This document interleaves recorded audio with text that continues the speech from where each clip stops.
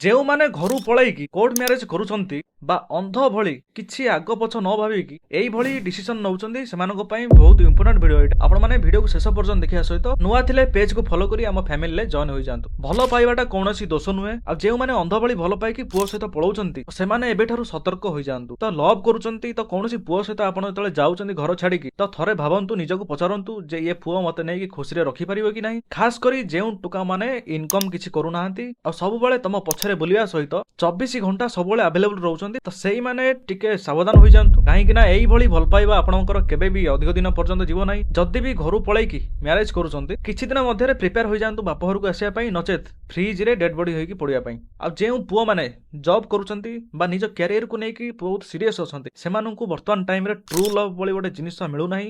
ଯଦି ବି ମିଳୁଛି ଧୋକା ଖାଲି ମିଳୁଛି ଲାଇଫରେ। ଆଉ ଯେଉଁ ଝିଅମାନେ ଏହି ଭିଡ଼ିଓଟା ଦେଖୁଛନ୍ତି, ଯଦି ତୁମର ବୟଫ୍ରେଣ୍ଡ ଜବ୍ କରୁଛି ବା ନିଜ କ୍ୟାରିୟରକୁ ନେଇକି ଷ୍ଟଡି କରୁଛି ବା ସିରିୟସ୍ ଅଛି ତ ସେମାନଙ୍କୁ ସପୋର୍ଟ କରନ୍ତୁ। ଆଉ ଯେଉଁ ଭାଇମାନେ ଉଠେଇ ଆଣୁଛନ୍ତି ଏମିତି ଝିଅମାନଙ୍କୁ, ତ ନିଜେ ଆଗେ ସେଟେଲ ହୁଅ, କିଛି ଜବ୍ କର, ତା ସହିତ ନିଜର ବ୍ୟାଙ୍କ ବାଲାନ୍ସ ଆଗେ ରଖ, £1,00,000 ଭଳି ମିନିମମ୍ ଟା ରଖ। ତାପରେ ହଁ ଭାବିପାରିବ ଯେ ମୁଁ ସେ ଝିଅକୁ ଆଣିକି ରଖିପାରିବି ବା ଚଳେଇ ପାରିବି। ନଚେତ ତମେ ମାନେ ଅଧିକ ହଇରାଣ ପଡ଼ିବ, ଟେନସନ ହବ, ଲଭ୍ ଲାଇଫ ମ୍ୟାରେଡ୍ ଲାଇଫ ଏକଦମ ବର୍ବାଦ ହେଇଯିବ ଧୀରେ ଧୀରେ। ଆଉ ଯଦି ଭାବୁଛନ୍ତି ଯେ ତମକୁ କିଏ ହେଲ୍ପ କରିବ ଟଙ୍କା ପଇସାରେ ତ ଭୁଲି ଯାଆନ୍ତୁ। ଆଜିକାଲି ଦୁନିଆରେ 1% ସାଙ୍ଗ ବି ମିଳିବା ବହୁତ କଷ୍ଟ ଯିଏ ତୁମକୁ